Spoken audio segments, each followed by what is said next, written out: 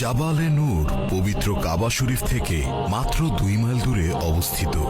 এর নাম হেরা গুহা হলেও বিশ্বব্যাপী জাবালে নূর বা জাবালে হেরা নামেই বেশি পরিচিত।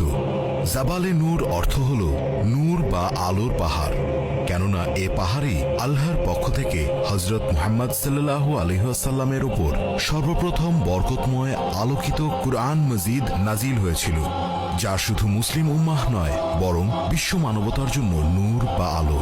সে কারণেই এ পাহাড় বিশ্বব্যাপী জাবালে নূর নামেই পরিচিত।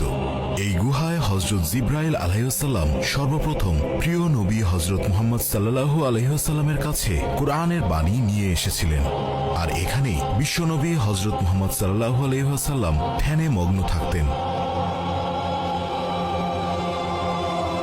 এ পাহাড়ে ওঠা একদমই সহজ ছিল না তখন। এর উচ্চতা